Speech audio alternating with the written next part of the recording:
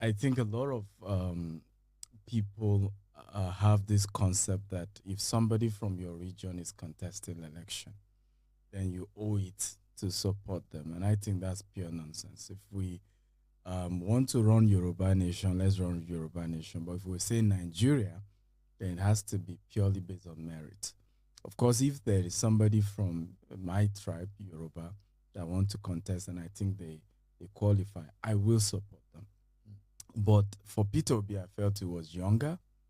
I felt he's done well in business. And one of my argument about politics, we need more entrepreneurs who have succeeded in their private life to join public life. One of what you and I will see are people who have never achieved anything, no single successful record in their own private life, and yet they want to run an entire government, right? And you see it become something people even brag about. Somebody had a cow farm, the cow did not grow, and then you want him to grow a whole national economy. Doesn't make sense. So we need to see how has your private enterprise grown, and then that can reflect in what will happen in public enterprise. So for me, that was based on it. Of course, President Tinubu, who finally won, also has done business, also understands Nigeria, and we're seeing that he really understands Nigeria in terms of the complexity of it. But for me, I felt Peter Obi was younger. Nigeria needs a president who was young. I mean, we saw what happened with Buhari. Most part of it, he was sick and wasn't able to attend to the situation on ground.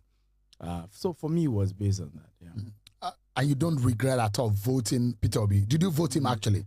I don't regret. I couldn't even vote, you know, because I couldn't make it to the country. But I don't regret. Actually, you don't regret supporting Peter Obi? No, not at all. That he even did not win, that doesn't come as a regret? Not at all. If you have to vote again, would you still vote for Peter Obi? As of today, Peter Obi. Why?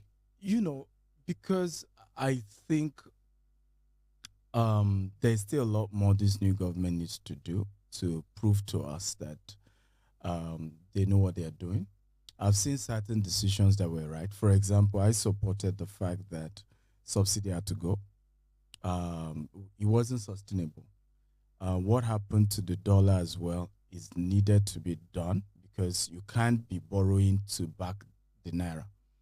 However, what I think Peter Obi would have done better was he would have communicated more. Let's be honest with ourselves. 70% of Nigerians are young people. And one thing with young people is they need you to talk to them.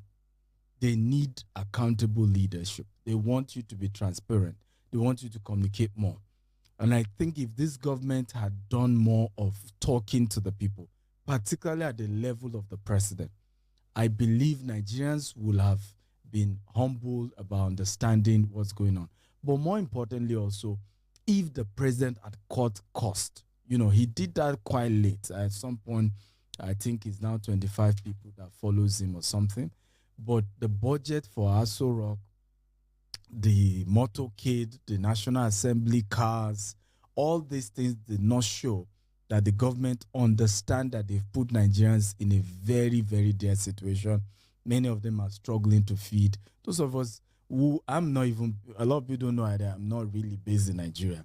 I only own businesses in Nigeria, and I come, you know, to see our businesses, and then I do a lot more business outside Nigeria. But we are all feeling the pain. People reach out to you, family members, everybody needs money, everybody is struggling.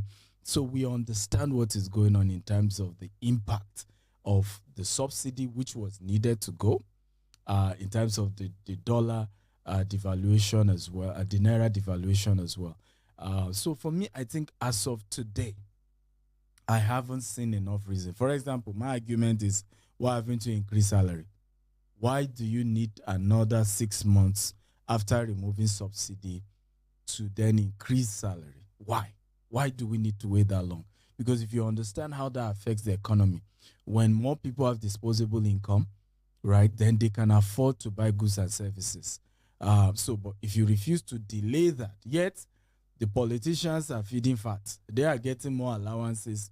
They are getting more stuff. More people are coming into various positions in government, and all that has impact on the cost of running the government.